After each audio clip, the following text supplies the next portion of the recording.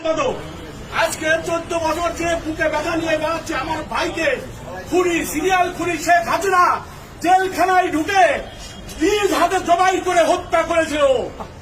সেই কথা বলতে পারিনি, আমার ভাইয়ের নাম উচ্চারণ করতে পারিনি। প্রেস ক্লাবকে সহ মুখে চোখে কাপড় কালো কাপড় বেঁধে দেওয়া হয়েছিল।